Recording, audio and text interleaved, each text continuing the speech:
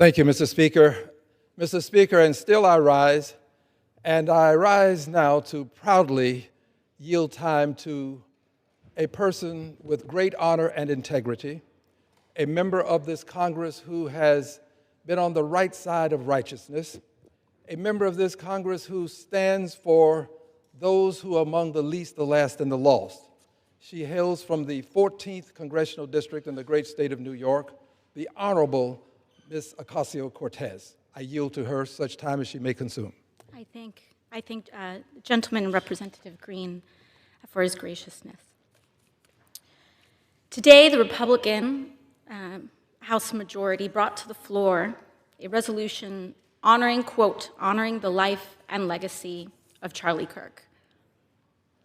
Charlie Kirk's assassination was a horrific and vile attack and incident of political violence. And condemning the depravity of Kirk's brutal murder is a straightforward matter, one that is especially important to help stabilize an increasingly unsafe and volatile political environment where everyday people feel more at risk. We can deeply disagree and come together as a country to denounce the horror of this killing. And it is not a license for the abuse of power and whitewashing of American history.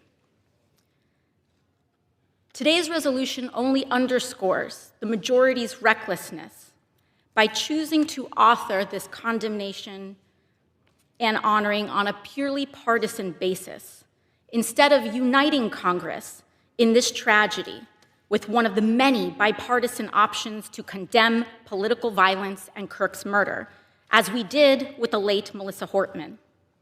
Instead, the majority proceeded with a resolution that brings great pain to the millions of Americans who endured segregation, Jim Crow, and the legacy of bigotry today.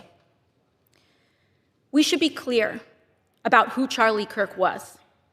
A man who believed that the Civil Rights Act that granted Black Americans the right to vote was a mistake, who after the violent attack on Paul Pelosi claimed that, quote, some amazing patriot, unquote, should bail out his brutal assailant, and accused Jews of controlling, quote, not just the colleges, it's the nonprofits, it's the movies, it's Hollywood, it's all of it, unquote. His rhetoric and beliefs were ignorant, uneducated, and sought to disenfranchise millions of Americans, far from the working, quote, working tirelessly to promote unity, unquote, asserted by the majority in this resolution. It is equally important that Congress does unite to reject the government's attempt to weaponize this moment into an all-out assault on free speech across the country, all in the name of Charlie Kirk. President Trump and the FCC are now cynically threatening to shut down ABC and any outlets who give airtime to the administration's political critics.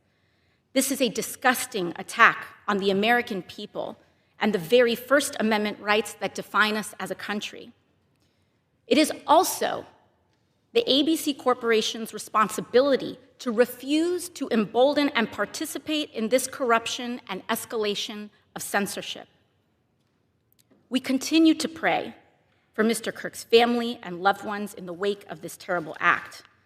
I am thinking especially of his children and his wife, whose grief cannot be measured. And with that, I yield back to the gentleman.